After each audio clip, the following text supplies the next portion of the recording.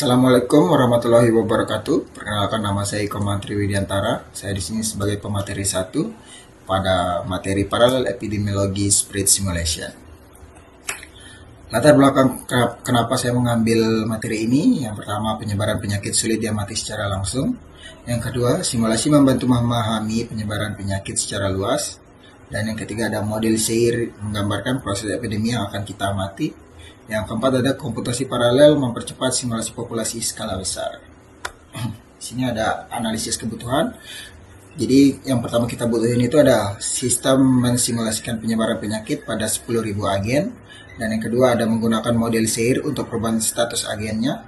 Dan yang ketiga, ada mendukung simulasi sekuensial secara paralel. Dan perancangan sistemnya itu, yang pertama ada arsitekturnya, kita buat secara modular. Dan yang kedua, ada komponen-komponennya seperti main.python yang untuk mengatur jalannya program. Dan yang kedua, ada simulation.python yang digunakan untuk menjalankan simulasinya. Dan yang ketiga, ada agent.python yang untuk menyimpan data agennya nanti. Dan yang keempat, ada visualisasi untuk Python yang digunakan untuk menampilkan grafiknya.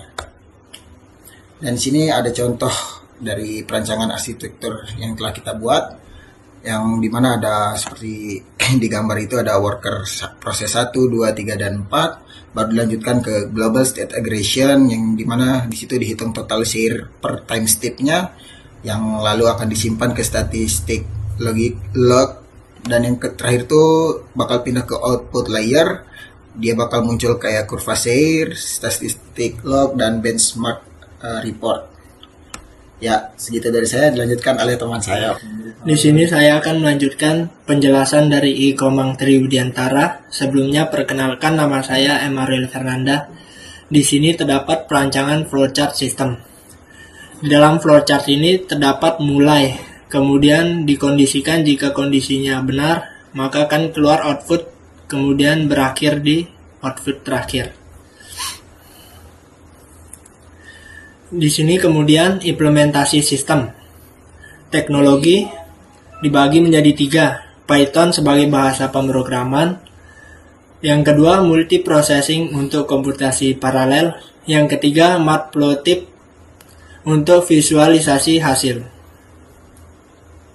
Kemudian di sini implementasi sistem selanjutnya adalah dimulai dari input parameter, dilanjutkan membuat populasi agen, dilanjutkan ke simulasi model Seir, multiprocessing, perhitungan status agen, dan yang terakhir visualisasi hasil. Nah, di sini program diawali dengan inisialisasi parameter dan pembentukan populasi agen. Selanjutnya, simulasi dilanjutkan menggunakan model Seir. Digunakan bantuan multiprocessing agar proses berjalan lebih cepat. Setelah simulasi selesai, sistem menghitung jumlah agen pada setiap status, kemudian menampilkan visualisasi hasil dan membandingkan performa antara metode sekuensial dan paralel. Nah, mungkin segitu saja dari saya, dilanjutkan oleh teman saya. Baik, saya akan melanjutkan dari teman saya yang sebelumnya, Aryo. Baik, perkenalkan, nama saya juga Muhammad Raffi Fareza, NIM akhiran 207. Di sini hasil pengujian dari grafik nanti yang menampilkan hasil simulasi ini berupa status susceptible, ini merupakan rentannya yang menurun, terus expose ini yang diketahui atau yang di up terus meningkat pada awal simulasi, terus terinfected ini merupakan infeksi yang mencapai puncak lalu menurun, terus recovered ini yang berhasil sembuh terus meningkat lagi.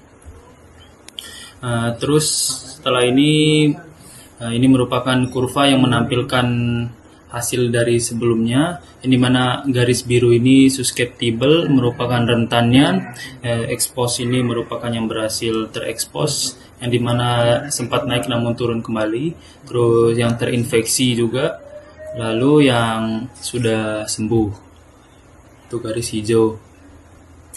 Setelah itu hasil benchmarknya, yang dimana pertama itu eksekusi paralel lebih cepat dibanding sekuensial. Setelah itu nilai speed up meningkat Yang ketiga, efisiensi prosesor lebih baik meskipun terdapat sedikit overhead. Lalu di sini terdapat diagram di mana menampilkan hasil atau perbedaan dari paralel dan sekuensial yang sebelumnya dijelaskan. Ini ditampilkan di diagram untuk mengetahui lebih spesifikasi bagaimana cara kerja atau efektivitas paralel dan sekuensial itu bekerja satu sama lain. Mungkin sekian dari saya, akan dilanjutkan oleh teman saya. Baik, saya akan melanjutkan setelah presentasi dari Raffi Fahreza. Berikutnya adalah tampilan source code UI dari main Python atau visualizer dari Python. Di slide ini saya nampilin sebagian source code-nya saja yang digunakan untuk membuat antarmukanya atau user interface dari aplikasi simulasi. Program ini dibuat menggunakan library Tinker yang dimana pengguna itu dapat memasukkan parameter simulasi seperti jumlah populasinya, probabilitas penularan, masa inkubasi, dan jumlah langkah simulasi melalui tampilan yang sederhana. Dan juga di bagian kanan ini terdapat kode yang menghubungkan hasil simulasinya dengan baik. Dari hasil simulasinya ini pun menampilkan dengan grafik menggunakan matplot library yang dimana itu setelah tombol jalankan simulasi itu ditekan, hasil perhitungan itu langsung ditampilkan dalam bentuk grafik tanpa perlu menjalankan program secara manual melalui terminalnya langsung. Dan dengan adanya antarmuka ini, aplikasinya jadi lebih mudah digunakan karena penggunanya cukup mengubah parameter dan melihat hasilnya secara langsung.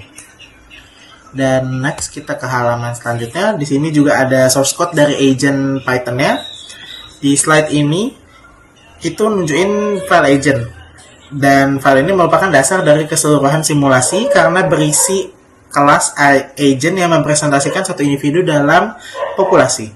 Di setiap agent ini juga memiliki identitas atau ID serta status kesehatan, yang dimana status tersebut pun terdiri dari 4 kondisi. Yang dimana ada susceptible atau rentan tertular, ada expose yang dimana itu terpapar dalam masa inkubasi, infected ada terinfeksi aktif, dan juga recovered itu sembuh ataupun kebal.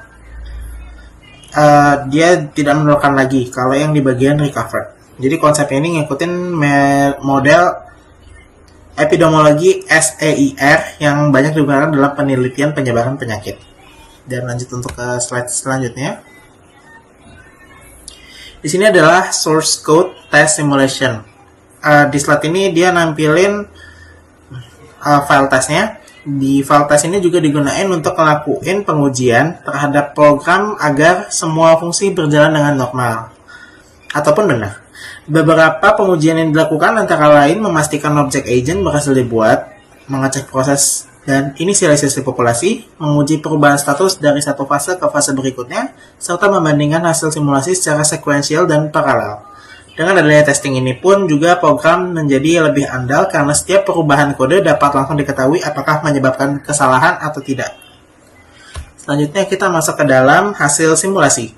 Di slide ini dia hasil akhir dari simulasi epidemiologi. Di bagian kiri terdapat parameter yang digunakan seperti jumlah populasi, jumlah awal individu yang terinfeksi, probabilitas penularan, masa inkubasi, dan jumlah langkah simulasi. Di bawahnya pun terdapat ringkasan hasil berupa waktu eksekusi simulasi secara sekuensial dan paralel beserta nilai percepatannya atau speed up. Sedangkan yang grafik sampingnya itu yang di sebelah kanan memperlihatkan jumlah individu yang terinfeksi dari waktu ke waktu.